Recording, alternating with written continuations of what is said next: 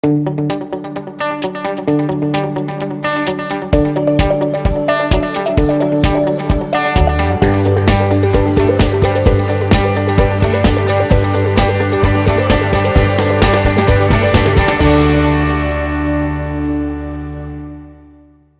everybody, welcome back to TechViews Unplugged from CA Technologies. I'm Andy Mann. I'm here with my colleague, the ever amazing George Watt. How you doing, George? I'm amazing. I know you are. Hey mate, let's get into this. We know about the Internet of Things, right? So how about the Internet of Cars? There's been a couple of really cool articles I saw this week. Volvo is putting internet connected sensors into its cars. They communicate with each other so that they're all going to help you understand road conditions, what's happening up ahead, traffic conditions and so forth, alerting other cars. This is where the internet comes in and the communication. I think this is fantastic. There was another article I saw which looked into the future of the Internet of Cars. This was in Design magazine. Talking about how cars are basically just a collection of moving sensors these days. Yeah. And it cites each car generating 25 megabytes of data every hour. Now, we've spoken before about NCAR, the US Atmospheric Research Organization, putting sensors into cars so they can better understand microclimates. And this is an extension. This is actually in my mind, a lot more usable extension, because we're talking about cars communicating with each other, alerting drivers to road hazards, to weather conditions. This is really interesting. I love the Internet of Cars. Yeah, absolutely. It's a mobile mesh network of sorts, right? Yeah. Or at least that's one of the things one of the articles was talking about.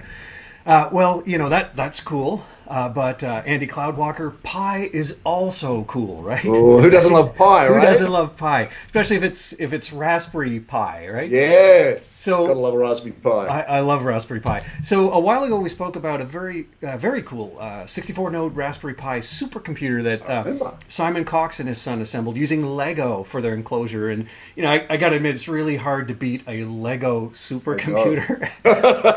But an engineer named David Gill, it's Gill, so apologies if I mispronounce it, he may have risen to the occasion. He's created a 40-node Raspberry Pi cluster that not only serves a very practical purpose, but the very cool-looking acrylic enclosure that he created has my propeller spinning at NerdCon 1 here.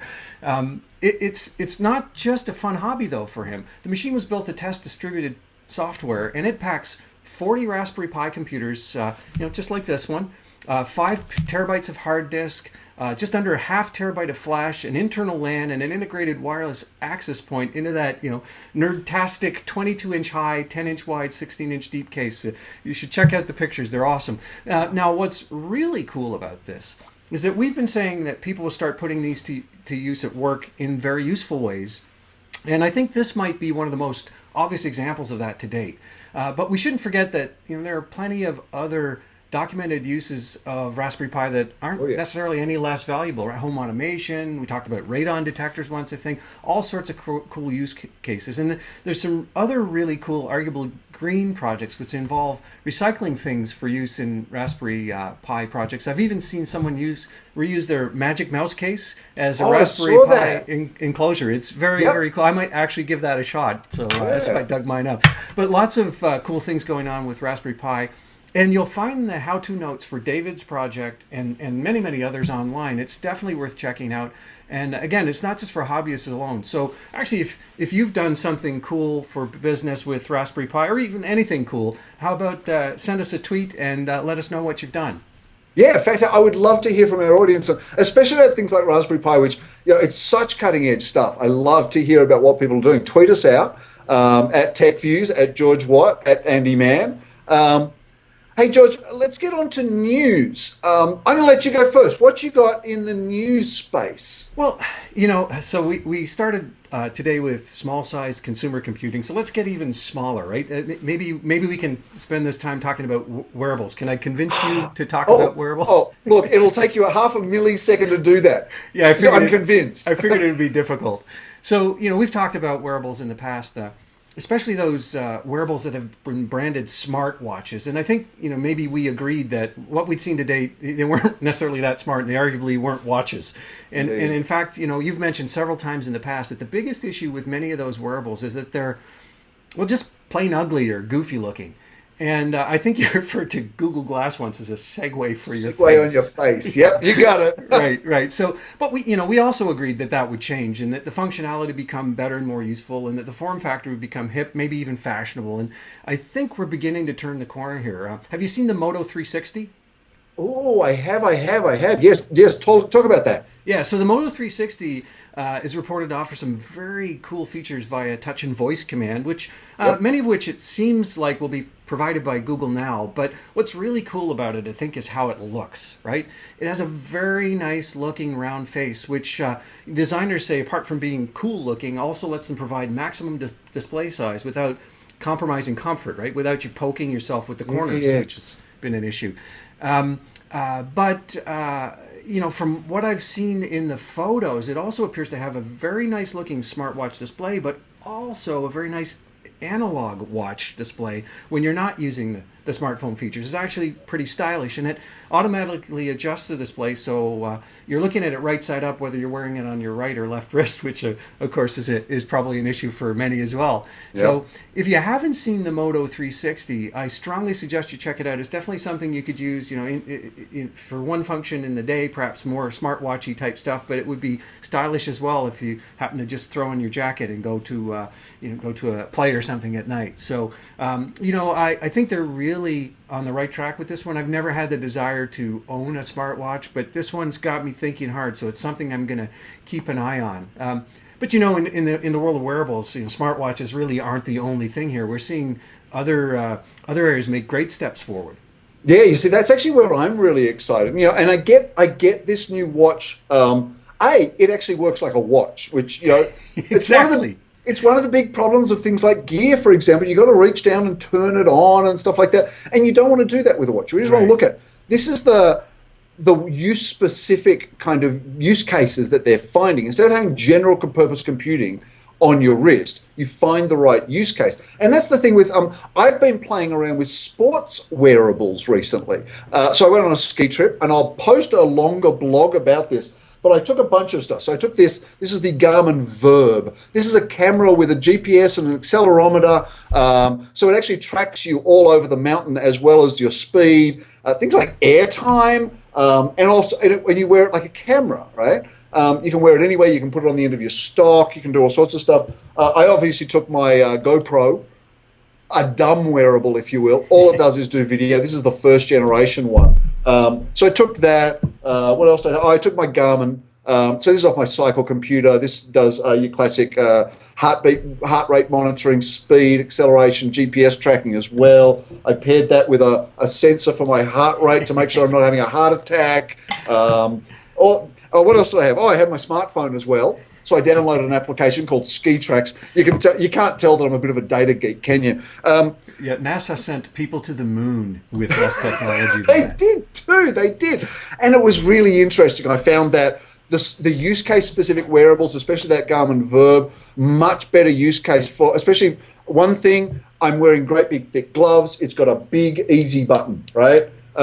Compared to, for example, the GoPro with this little fiddly button on the top. So it's about that use case specific. The GoPro is trying to be one camera for all people, right? The Garmin Verb is actually targeted at people who want to ski and cycle.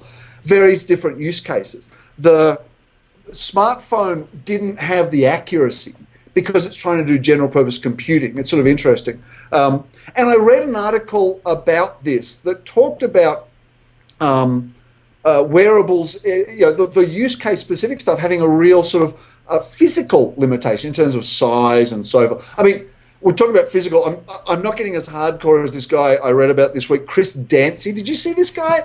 Yes. Between 300 and 700 systems on his body and in his body, running at any one time. Right? Embedded sensors. The guy's got wires sticking out of his face. It's freaky, man. But I don't want to go that far, but the use-specific wearables I am actually loving. Yeah, absolutely, and it's it's not necessarily just for fun as well, although it's an awful lot of fun. But we've seen a lot of creative uses for things like sports wearables. In cases like the cardiac clinic that uses Fitbit to help Yeah, with yeah. recovery and diagnosis and so forth. And I can actually tell you with my own experience using a Fitbit that just carrying one in your pocket or in my pocket has really improved my lifestyle and healthy living. So I think there's a lot much more. These things are much more useful than maybe is apparent on the surface.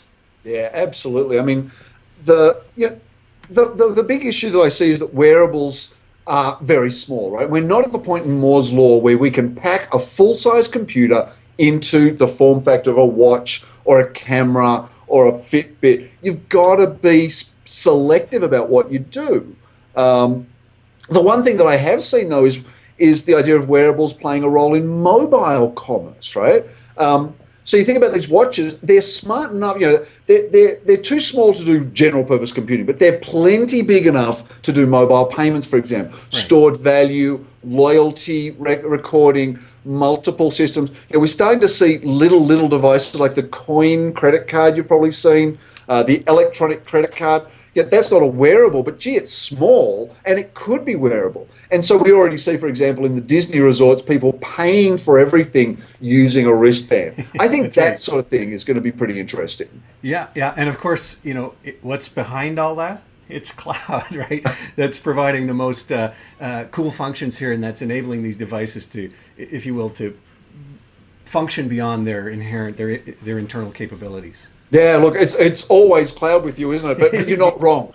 You can take the boy out of the cloud.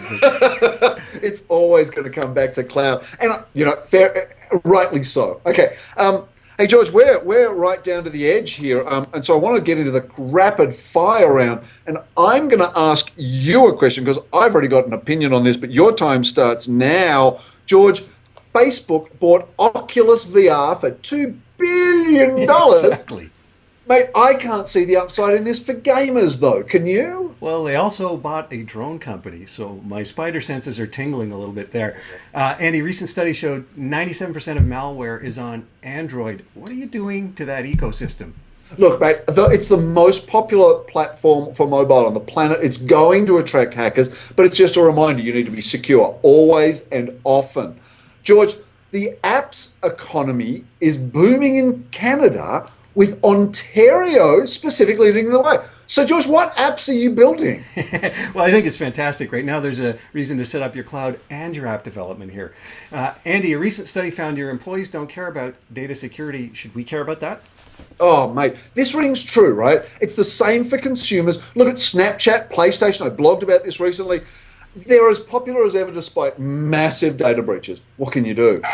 Oh, George, buzzer question. I saw a picture of a skimmer overlaid on top of an ATM keypad. It was indistinguishable from the original. How can we ever be secure with this stuff around, George? Yeah, it's very, very clever and very sinister, right? We probably should have featured it in New and Creepy segment. Yeah. But it's just another reason to beware, to avoid machines you're not sure you can trust and to keep your eye on your account. But it may suggest that we need to move beyond PIN codes, as you mentioned earlier, and perhaps even beyond passwords. Do you think it's time? Oh, George, it is beyond time. I tell you, I can't tell you how sick I am of explaining to snooty French waiters why I haven't got chip and pin in my credit card, let alone we're using essentially the same technique to do identity and access as we used to do to get into the vaults of a castle in the 13th century. Challenge and password response, right? I'm well over it. We've got to move on. George, talk about moving on. That's all we've got for TechViews Unplugged today. Hope you'll join us next time. My name's Andy Mann from CA Technologies. I'm always joined by George Watt, also from CA Technologies. We'll see you next time on TechViews Unplugged. Take Bye-bye. care.